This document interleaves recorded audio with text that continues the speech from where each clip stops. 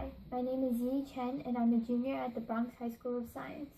This year, I conducted research at the Columbia University Medical Center at the Department of Pathology and Cell Biology.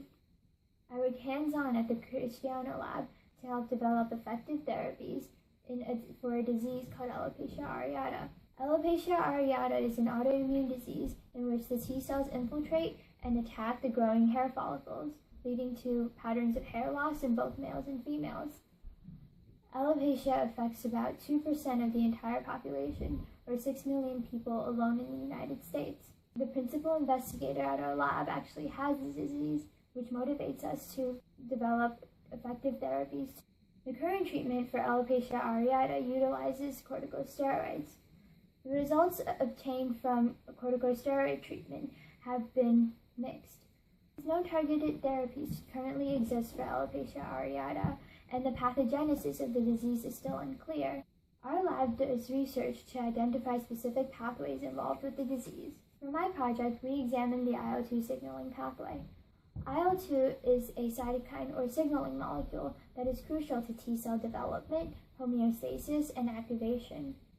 Epigenetic studies at our lab have also associated a polymorphism in the IL-2 receptor with alopecic patients. Therefore, we ask the question, is the IL-2 receptor signaling pathway altered in alopecic patients? We found that the IL-2 signaling pathway was in fact altered to be more hyperactive in alopecic T cells. Since the IL-2 signaling pathway in alopecic T cells were in fact altered, we decided to inhibit this pro-inflammatory signaling pathway in order to inhibit the hyperactivity of T cells, which we believe is the cause of the disease. We inhibited this pathway with a drug called ruxolitinib. We found effective results in reversing alopecia.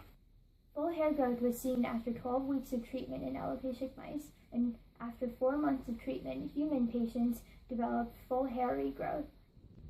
Additionally, when I conducted further research to examine the role of ruxolitinib in the IL-2 signaling pathway, we found that our data does in fact support our hypothesized method by which ruxolitinib treats alopecia. My research provides further insight into the pathogenesis of alopecia areata, which still remains poorly understood. A targeted approach to alopecia areata appears to be a very effective method in treating the disease.